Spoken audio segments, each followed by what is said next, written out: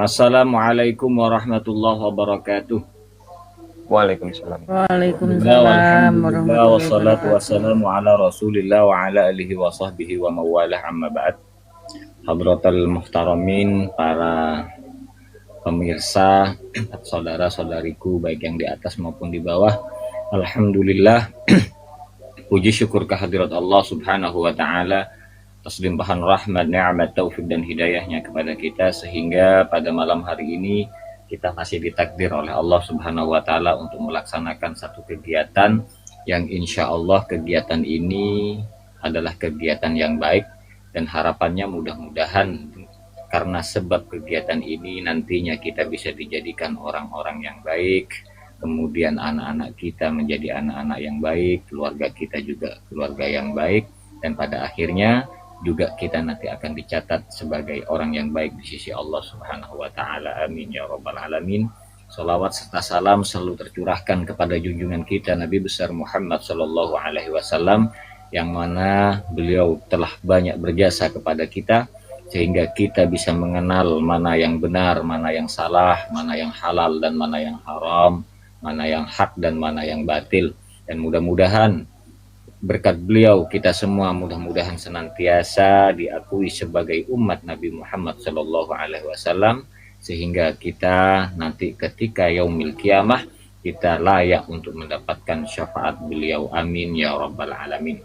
Para hadirin Ya Allah, amin. yang dimuliakan Allah, malam ini adalah malam yang kedua dari kegiatan kita, dan yang mana kita melaksanakan satu kegiatan yang di bulan yang penuh barokah ini, yaitu bulan Ramadan, yang Nabi pernah mengatakan awalu Ramadan rahmah.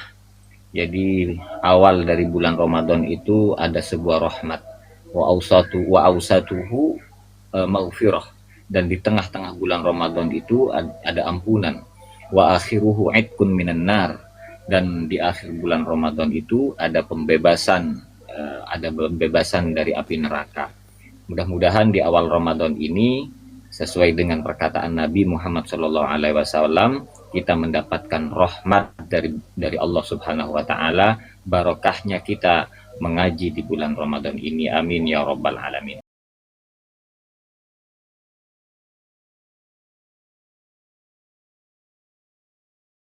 Untuk menyingkat waktu, kita sebelum mulai kita tawasul bil Fatihah kepada musannif, kita barukan dulu ila hadratin Nabil Mustafa Muhammadin sallallahu alaihi wasallam wa ala alihi wa azwaji wa dzurriyyati wa jami' ashabihi wal awliya wal ulama wa syuhada wa salihin wa husanil hadrati syahid bin Umar al-Jawi wa usulihi wa furu'ihi radhiyallahu anhu wa nafa'ana bi asrarihi wa anwarihi wa 'ulumihi wa nafa'ana fid dini wad dunya wal akhirah wa 'alamana wa iman wa 'alamana wa salafuna salih wa 'ala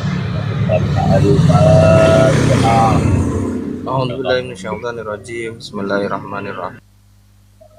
Ar-Rahmanir-Rahim, Maliki yaumiddin, iyyaka na'budu wa iyyaka nasta'in, shiratal mustaqim, shiratal ladzina an'amta 'alaihim ghairil maghdubi 'alaihim waladdallin. Amin. Bismillahirrahmanirrahim. Qala al-musannifu rahimahullahu wa nafa'ana bi asrarihi wa anwarihi wa 'ulumihi wa nafa'ati fid dharain. Amin. Qala Rasulullah sallallahu alaihi wasallam, bersabda Rasulullah sallallahu alaihi wasallam, man asbaha la yanwi dzulma ala ahadin, barang siapa yang di dalam keadaan pagi hari la yanwi az-zulma, dia tidak berniat untuk mendolimi ala ahadin, atas seseorang, terhadap seseorang, ghufira lahu ma jana, maka dia akan diampuni oleh Allah, diampuni dosa-dosanya yang telah lalu. Waman asbaha yanwi, dan barang siapa yang dalam keadaan pagi hari yanwi nusratal mazlumi, dia berniat untuk menolong orang-orang yang terdolimi, wa qada'i hajatil muslimi, dan berniat untuk mencukupi hajat kebutuhan sesama muslim, kanat lahu ka ajri hajjatin mabruratin, maka dia akan mendapatkan pahala seperti pahala haji yang mabrurah. Jadi Nabi Muhammad SAW di sini menjelaskan, yang pertama, barang siapa yang ketika bangun tidur dalam keadaan di pagi hari itu, kita tidak berniat saja, tidak berniat saja untuk menyakiti seseorang, maka kita itu sudah diampuni oleh Allah Subhanahu wa taala. Di dalam hati ini tidak ada niatan untuk menzalimi seseorang. Kita sudah akan mendapatkan ampunan dari Allah Subhanahu wa taala. Kemudian yang kedua kata Nabi, ketika kita di pagi hari kita itu berniat untuk menolong ya, untuk menolong orang yang terdolimi. Maksudnya menolong untuk orang terdolimi itu misalkan untuk mencukupi atau memenuhi kebutuhan sesama muslim, kemudian dia itu juga membantu kekurangan orang-orang yang muslim, maka dia akan mendapatkan pahala haji yang mabrur, kata Rasulullah SAW. Wa qala alaihi salam, dan beliau juga bersabda, ahabbul ibadi ilallahi ta'ala, paling dicintainya, artinya paling yang dicintai seorang hamba itu di hadapan Allah itu anfa'un nasi lin nasi, adalah orang yang paling bermanfaat kepada manusia. Wa afdalul a'mali, dan paling utamanya amal itu, kata Rasulullah, idkhalus sururi ala qalbil mu'mini, artinya memberikan kebahagiaan kepada orang mukmin, kepada orang yang beriman. Maksudnya seperti apa? Yatrudu anhu ju'an, artinya dia membantu orang yang kelaparan, memberi makan terhadap orang yang kelaparan. Au yakshif anhu karban, atau menghilangkan kesusahan orang mukmin. Jadi ketika ada orang susah, kita bantu. Itu namanya yakshif wa anhu karban. Au yakdilahu dainan, atau kalau kita punya kelebihan harta, kita boleh untuk kemudian membantu melunasi ya, membantu untuk membayar hutang orang-orang mukmin itu sendiri. Nah, jadi ini adalah salah satu keutamaan amal, kata Rasulullah. Jadi di sini kata Rasulullah, hamba yang paling dicintai di sisi Allah itu yang pertama adalah anfa'un nas linnas. Jadi orang yang paling bermanfaat kepada sesama manusia. Kemudian yang kedua, paling utamanya amal, kata Rasulullah SAW, itu adalah memberi kebahagiaan kepada sesama mukmin, kepada orang yang beriman. Lah, memberi kebahagiaan itu bentuknya seperti apa? Membantu, memberi makan terhadap orang yang lapar. Misalkan sekarang ini momennya kan puasa, banyak orang yang puasa, kemudian banyak orang yang kemudian nanti akan berbuka puasa atau makan sahur. Nah, di sana bisa kita bantu. Ini termasuk yatrudu anhu ju'an. Jadi dia termasuk orang yang membantu orang yang kelaparan. Kemudian tidak hanya puasa saja, atau orang yang memang sehari-harinya kekurangan dalam hal mencari nafkah, yang mencari makan. Nah, kita bisa bantu di sana. Kemudian yang kedua, au yakshifu anhu kurban. Yang kedua kata Rasulullah itu yang menyenangkan hati orang beriman itu adalah ketika dia membantu kesusahan. Nah, membantu kesusahan ini banyak macamnya. Artinya kita memberikan support kepada dia, bisa jadi ya kalau kita nggak punya kelebihan harta untuk memberi sodako atau memberi apa, ya kita temani dia, kita ajak gurau dia, kita memberikan satu cerita-cerita yang lucu agar dia itu tidak ingat dengan masalah-masalahnya. Itu juga salah satu yakshifu anhu kurban. Jadi banyak macam lah untuk kemudian kita bisa membantu kesusahan sesama mukmin. Kemudian yang ketiga kata Rasulullah, ya termasuk menyenangkan hati ya, menyenangkan hati orang yang beriman itu, yang ketiga itu adalah bisa membantu dengan membayarkan hutang, yakdi dainan. Jadi bisa membantu untuk orang yang mempunyai hutang. Kemudian wahaslatani kata Rasulullah, ada dua perkara, la syai'a akhbasu. Tidak ada sesuatu dari dua perkara, tidak ada sesuatu akhbasu yang lebih kotor. Ai anjasu, maksudnya adalah lebih najis minhuma dari perkara itu. Apa itu? Asyirku billah, yaitu syirik, menyekutukan Allah, wadurru bil muslimin, dan yang kedua adalah ad-durru bil muslimin, memberi mudarat, memberi bahaya kepada orang-orang sesama muslim. Jadi kata Rasulullah itu adalah pekerjaan yang paling kotor, pekerjaan yang paling najis. Artinya kotor dan najis ini berarti sesuatu yang dibenci oleh Allah, sesuatu yang dibenci oleh Rasulullah. Apa yang pertama? Asyirku billah. Yang pertama adalah syirik kepada Allah, menyekutukan Allah. Kemudian yang kedua, memberi kemudaratan kepada sesama muslim, itu tidak boleh. Jadi yang dimaksud memberi kemudaratan sesama muslim itu maksudnya dengan apa? Fi abdanihim, maksudnya kepada badannya ya, badannya disakiti, itu nggak boleh. Kemudian au amwalihim, atau harta mereka itu dirampok atau dicuri atau diambil dengan tanpa seizinnya atau dengan memaksa. Itu tidak boleh. Fa inna jami'a awamirillahi, maka sesungguhnya semua perintah-perintah Allah tarji'u ila khoslataini, itu akan kembali terhadap dua perkara ya, terhadap dua perkara. Yang pertama at-ta'dimi lillahi, yang pertama itu mengagungkan Allah taala. Kemudian yang kedua wasyafaqatu li khalqihi, dan berbuat baik, berbelas kasih kepada sesama makhluk. Jadi dua itu. Nah, ini yang dimaksud hablum minallah dan hablum minannas.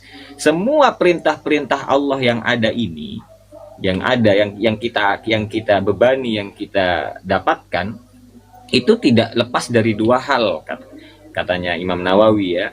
Itu tidak lepas dari dua hal. Yang pertama apa? Yang pertama karena mengagungkan Allah. Ya, seperti ibadah ya, jelas kan? Inna sholati wa nusuki wa mahyaya wa mamati lillahi rabbil alamin. Jadi sholatku, ibadahku, hidupku dan matiku lillahi rabbil alamin. Kemudian yang kedua, kata Imam Nawawi itu berbelas untuk manusia. Jadi berbelas kasih kepada manusia atau berbuat baik kepada manusia. Jadi perintah itu hanya dua itu. Artinya yang pertama mengagungkan Allah, kemudian yang kedua berbuat baik kepada sesama. Disinilah perintah Allah yang sebenarnya pasti akan kembali itu dan kepada dua hal. Kemudian kaqaulihi ta'ala, seperti firman Allah Ta'ala, aqimus sholata wa atuz zakata. Jadi dirikanlah sholat, kemudian wa atuz zakata, kemudian bayarlah zakat. Lah di dalam ayat ini, di dalam firman Allah ini kan ada dua hal. Yang pertama mendirikan sholat, Allah menyebutkan, kemudian membayar zakat. Artinya melaksanakan sholat itu kan li ta'dim, at-ta'dim lillah, artinya untuk mengagungkan Allah. Sholat itu adalah untuk Allah, gitu kan, menghadap kepada Allah. Kemudian yang kedua wa atuz zakah. Nah, membayar zakat ini berarti untuk berbuat baik kepada sesama. Nah, artinya membayar zakat itu kan untuk kemudian kita membantu orang-orang yang fakir miskin. Nah, seperti itu. Kemudian wa qauluhu ta'ala, dan adapun firman Allah Ta'ala yang lain, ushkuruli wali walidaik. Kemudian ada ayat lagi, bersyukurlah kepadaku, kata Allah, kemudian bersyukurlah kepada kedua orang tuamu. Artinya di sini yang pertama ada bersyukur kepada Allah, kemudian ada bersyukur kepada kedua orang tua. Ini secara spesifik. Tapi secara umum kita tidak hanya untuk dianjurkan bersyukur kepada kedua orang tua saja, tapi kepada orang-orang yang telah memberikan jasanya kepada kita. Nah, itu kita wajib untuk bersyukur. Artinya bersyukur itu dalam bahasa Indonesia itu berterima kasih. Ya, berterima kasih. Kemudian ruwiyaan Uwais, diriwayatkan an Uwais Al-Qarni, diriwayatkan dari Uwais Al-Qarni annahu qalah, bahwasanya beliau itu berkata, marartu fi ba'di siyahati, saya itu berjalan atau lewat, fi ba'di siyahati birohibin. Kemudian di tengah-tengah perjalananku, di sebagian perjalananku itu saya bertemu dengan rohib. Rohib itu adalah pendeta ya. Kemudian fakultu, kemudian saya berkata, kata Uwais, fakultu, maka saya itu berkata, ya rohib, wahai pendeta, ma awwalu darajatin yaraqahal murid, apa derajat yang paling pertama, yang paling utama, kata Uwais Al-Qarni itu bertanya kepada rohib, apa ya derajat yang paling utama? Yang pertama, yarqahal murid, yang diinginkan oleh orang-orang yang menginginkan akhirat. Jadi murid itu artinya adalah orang-orang yang menginginkan akhirat, itu namanya murid. Jadi berangkat dari kata arada yuridu iradatan. Jadi murid orang yang ingin. Jadi ingin kebenaran, ingin akhirat itu disebut murid. Makanya orang yang sekolah itu menginginkan ilmu berarti dia menginginkan kebenaran, sehingga dia disebut murid. Nah, disebut murid. Jadi kata Uwais Al-Qarni itu, apa sih yang kemudian diinginkan oleh orang-orang yang menginginkan akhirat, kata Uwais Al-Qarni. Kemudian rohib itu, pendeta itu berkata, Raddul mazalimi. Yang pertama adalah Raddul mazalimi. Yang diinginkan seorang murid itu, katanya rohib, adalah mengembalikan hak-hak orang yang terdolimi. Jadi maksudnya mengembalikan hak-hak yang terdolimi itu, ketika kita rampas hartanya kita harus kembalikan. Ketika kita berhutang kepadanya kita harus membayarnya. Ketika kita pernah menyakiti hatinya kita harus minta maaf kepadanya. Jadi itu artinya mengembalikan, Raddul mazalim. Jadi mengembalikan hak-hak orang yang terdolimi. Kemudian wa khifatu dhahri minat tabaat. Kemudian dia harus mengembalikan keringanan punggung dari capek-capek, dari kecapean-kecapean. Fa innahu, maksudnya meringankan punggung dari kecapean-kecapean itu gini. Ada orang itu yang kemudian sudah bersusah payah bekerja mati-matian dan kemudian dia mendapatkan harta. Kemudian hartanya itu diambil oleh orang lain, ya kan, diambil oleh orang lain. Artinya kita itu suruh kembalikan karena dia sudah capek, maksudnya seperti itu. Jadi sudah capek dia, kasihan. Jadi itu harus dikembalikan. Yang dimaksud dengan meringankan punggung itu dari kecapean. Fa innahu, maka sesungguhnya orang yang seperti itu tadi, la yas'udu lil abdi, ya. La yas'udu lil abdi amalun wa alaihi taba'atun au madlumatun. Maka sesungguhnya orang yang kemudian dia itu suka mendolimi orang lain, suka merampas harta orang lain tanpa haknya, maka amal baiknya itu tidak diangkat oleh Allah sebelum dia itu meminta maaf kepadanya atau mendapatkan maaf dari orang lain itu sendiri, sebelum dia mengembalikan hak-hak orang lain itu sendiri. Jadi amalnya itu tertahan, amalnya tidak diangkat oleh Allah Subhanahu wa taala, dan mudah-mudahan kita bukan orang-orang yang seperti itu ya. Jadi ketika kita mempunyai kesalahan, mempunyai sesuatu yang kemudian bisa jadi kita menyakiti orang lain, baik itu disengaja atau tidak disengaja, maka kita harus meminta maaf kepada mereka yang kita sakiti. Karena sebelum kita mendapatkan maaf dari mereka, maka amal kita, ibadah kita itu tidak diangkat oleh Allah Subhanahu wa taala. Karena kita masih punya tanggungan kepada manusia. Nah, ini sangat penting ya, artinya untuk berhubungan sesama manusia itu supaya kita lebih baik. Kemudian wal maqalatu tsaniyah, dan adapun maqalah yang kedua, qala Nabi, bersabda Nabi Muhammad sallallahu alaihi wasallam, alaikum bimujalasatil ulama. Kamu itu harus bimujalasatil ulama, duduk dengan para ulama. Artinya nasihat Nabi itu menganjurkan kita, menyuruh kita untuk sering-sering ya, untuk selalu duduk dengan orang-orang yang mempunyai ilmu. Ai amilina, maksudnya al ulama ul amilin, maksudnya ulama yang itu mengamalkan ilmunya. Ya, bukan ulama yang hanya dia bisa ngomong tapi tidak mengamalkan ilmunya. Kemudian wastima'i kalamil hukama, dan sering-seringlah dan selalulah kamu itu istima'i kalamil hukama, dan mendengar kalam-kalam, nasihat-nasihat orang-orang yang ahli hikmah. Maksudnya ahli hikmah itu seperti apa? Al-ilmin nafi. Maksudnya ahli hikmah itu adalah orang yang mempunyai ilmu yang bermanfaat. Nah, kemudian orang-orang yang mempunyai ilmu yang bermanfaat itu seperti apa? Kama yuhyil ardal maitata bima'il matari. Karena orang-orang yang seperti itu kata Nabi Muhammad, seperti yuhyil ardo, seperti hidupnya tanah ya, tanah yang mati itu bima'il matari, dengan air yang dari langit, dengan air hujan.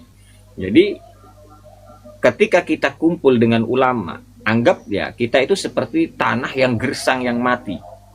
Nah itu ya, gersang yang mati. Kemudian tanah itu turunlah hujan, dituruni hujan dari langit, maka tanah itu akan subur. Artinya kalau ingin hati kita itu sehat, hati kita itu baik, kemudian otak kita juga baik, pemikiran kita juga baik, maka sering-seringlah kita itu mendengarkan orang-orang yang ahli ilmu. Jadi ahli ilmu yang bermanfaat maksudnya ya, yang disebut di sini tadi itu ahli hikmah. Kemudian wa fi riwayat Tobroni, dan di dalam riwayat Tobroni an Abi Hanifah, dari Abi Hanifah, beliau itu mengatakan jalisul kubara, ya, jalisul kubara wasailul ulama wa khalitul hukama. Jalisul kubara, duduklah kamu dengan orang-orang yang besar, kubara, wasailul ulama, dan bertanyalah kamu kepada orang-orang yang mempunyai ilmu, wa khalitul hukama, dan bergaullah kamu itu dengan orang-orang yang ahli hikmah. Wa fi riwayatin, dan di dalam satu riwayat juga jalisul ulama wa sahibil hukama wa khalitil kubara. Jadi duduklah kamu dengan para ulama dan bersahabatlah kamu itu dengan ahli hikmah wa khalitil kubara, dan bergaullah kamu itu dengan orang-orang yang besar. Maksudnya fa innal ulama'a, maka sesungguhnya ulama itu salah satu aksamin. Jadi ada 3 bagian. Jadi pembagian ulama itu ada 3. Yang pertama al ulama ubi ahkamillahi ta'ala. Yang pertama adalah ulama, ya, orang-orang yang mempunyai ilmu bi ahkamillahi ta'ala, dengan menegakkan hukum-hukum Allah Ta'ala.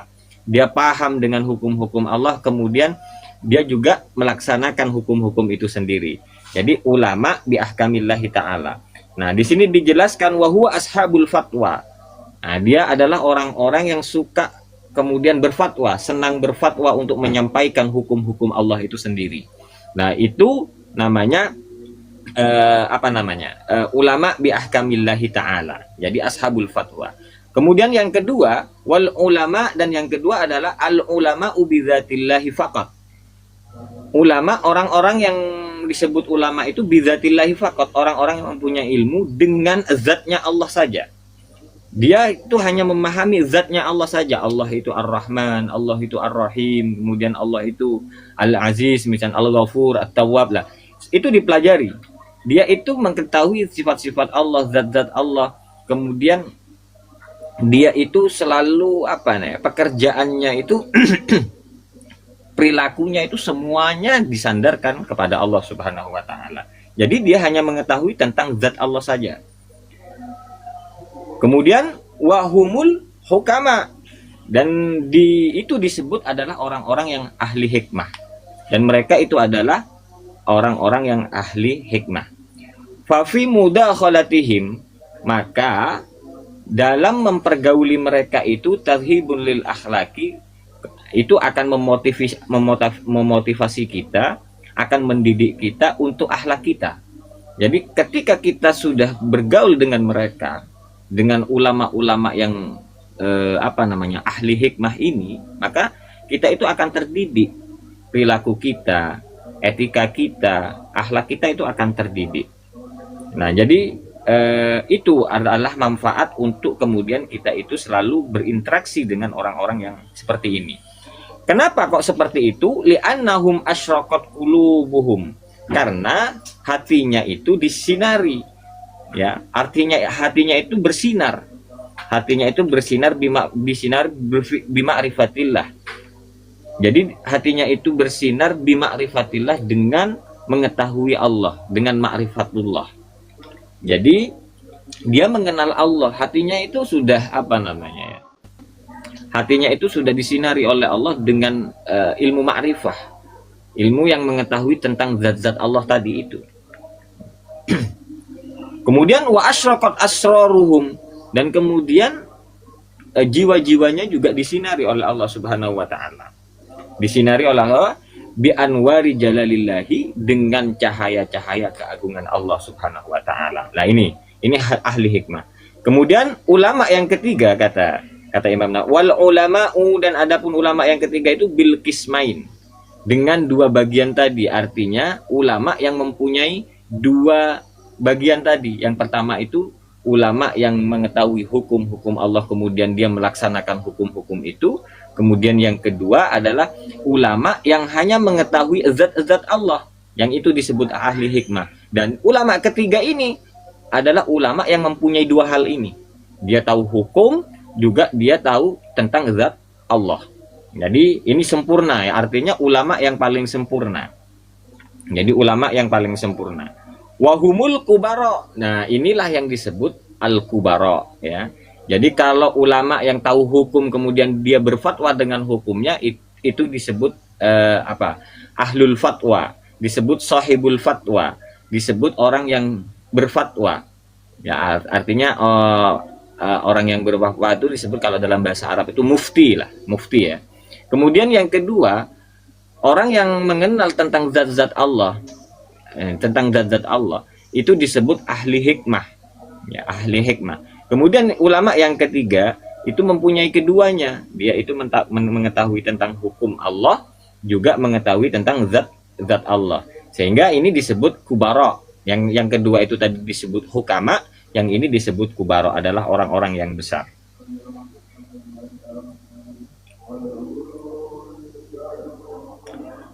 Fa inna mukhalatata ahlillah, maka sesungguhnya bergaul dengan orang yang dekat dengan Allah, taksibu ahwalan saniyatan, maka dia akan membangun dirinya dengan perilaku yang utama, perilaku yang agung, perilaku yang istimewa.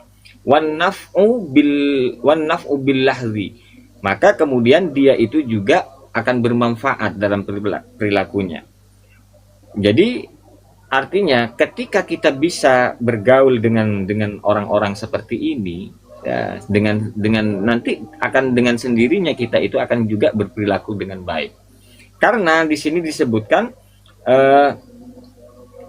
faman nafa'aka lahdahu, jadi barang siapa yang kemudian bermanfaat kepadamu itu perhatiannya, maka nafa'aka lafduhu, maka lafadznya, perkataannya juga akan bermanfaat. Artinya jika ada orang yang seorang ulama ya, orang ahli hukum misalkan, kemudian orang yang mengetahui tentang zat Allah, kemudian apalagi sampai orang yang mengetahui kedua-duanya ini, ketika memberi perhatian kepada kita, dan perhatian itu bisa merubah kita, ya, merubah hati kita yang awalnya hati kita keras menjadi lembut, itu kan bermanfaat, sesuatu yang bermanfaat. Perhatiannya saja bisa merubah kita, apalagi nasihat-nasihatnya. Nah, kalau itu sudah perhatiannya saja itu bisa merubah kita, maka apalagi nasihat-nasihatnya. Nah, seperti itu.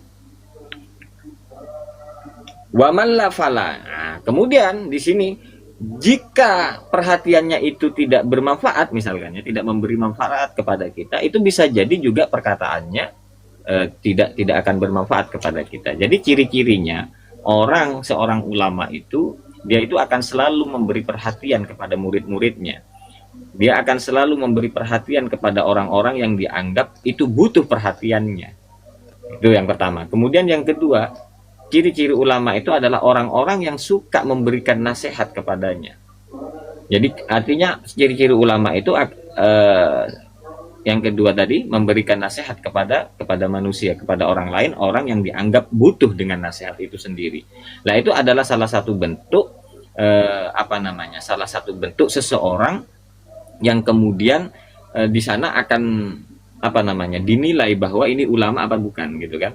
Jadi artinya Allah itu akan memberikan suatu kewibawaan ya, artinya kewibawaan, artinya makanya disebut kubaro itu adalah orang-orang besar itu, karena dia mempunyai kewibawaan tersendiri kepada orang lain. Karena ketika kita melihat kan kita pernah melihat orang itu, melihat seseorang itu wibawanya luar biasa, sehingga apapun yang dia ucapkan itu akan terkesan di dalam hati kita, sehingga kita bisa mengikutinya, kemudian kita juga bisa mengambil banyak ilmu darinya. Nah, itu artinya adalah orang-orang yang kemudian sudah diberi pangkat oleh Allah, diberi kewibawaan oleh Allah. Bisa jadi itu adalah orang yang mengerti hukum-hukum Allah, mengerti tentang zat-zat Allah. Nah, sehingga dia itu disebut kubara, ya. Disebut kubara adalah orang-orang yang besar. Jadi itulah tingkatan ulama, ya. Ada 3 tadi. Ada 3. Mungkin ini mungkin sudah cukup, ini host mungkin. Mungkin saya cukupkan dari di sini. Nanti mungkin sebentar lagi ada pertanyaan, bolehlah untuk kemudian kita berinteraksi meskipun sebentar. Mudah-mudahan apa yang kita pelajari pada malam hari ini membawa berkah untuk kita, membawa manfaat untuk kita fid dini wad dunya wal akhirah. Dan bila mana ada kesalahan-kesalahan dari keterangan, kami itu hanya sebatas manusia, li'annal insan mahallul khata' wan nisyan, karena manusia itu tidak lepas dari kesalahan, tidak lepas dari dosa. Jika ada kebenaran itu dari Allah Subhanahu wa taala, jika ada kesalahan itu murni dari hostnya, itu dari hostnya. Aku syukran ala kulli ihtimam wa aqulu afwan ala kulli nuqsan, wallahu yahdina wa yahdikum ila sawa'is sabil, wallahu a'lam bissawab. Assalamualaikum warahmatullahi wabarakatuh. Alhamdulillah, kegiatan pada malam ini sudah selesai. Mudah-mudahan ini bisa menjadi tambahan keimanan, keislaman, dan ketakwaan kita kepada Allah Subhanahu wa taala, dan bisa bermanfaat di dunia wa dunya wal akhirah. Mari acara ini kita tutup dengan doa, mengharap keridhaan dari Allah Subhanahu wa taala, dan mengharap kegiatan ini bisa menjadi barokah untuk kita. Amin. Amin. Bismillahirrahmanirrahim. Rabbil alamin, hamdallahi ya Rabbana lakal hamdu kama li wajhika wa adim sultan. Allahumma shalli wa sallim ala sayyidina Muhammadin fil awwalin wa salli wa sallim ala sayyidina Muhammadin fil akhirin wa salli wa sallim ala sayyidina Muhammadin fi kulli waqti wa hin wa salli wa sallim ala sayyidina Muhammadin fil mala'il a'la ila yaumiddin. Allahumma fariqal furqan munazzilal Qur'an bil hikmati wal bayan. Amin. Barikillahumma lana fi syahri Ramadan. Barikillahumma amin. Ramadan. Barikillahumma lana. Amin. وأعيد علينا وعلى المسلمين بعد سنين وأعواما بعد أعوام على آمين الجلال والإكرام. ربنا لا تزغ قلوبنا بعد إذ هديتنا وهب لنا من لدنك رحمة إنك أنت الوهاب. آمين. ربنا وذريتنا قرة أعين واجعلنا للمتقين إماما. ربنا اغفر لنا ولوالدينا وارحمنا كما ربيانا صغيرا. Rabbana atina fid dunya hasanah wa fil akhirati hasanah wa qina adzabannar. Wassallallahu ala sayyidina Muhammad wa alihi washabihi wa baraka wasallam. Subhana rabbika rabbil izzati amma yasifun wa salamun alal mursalin walhamdulillahi rabbil alamin. Subhanakallahumma wa bihamdika asyhadu an la ilaha illa anta astaghfiruka wa atubu ilaik.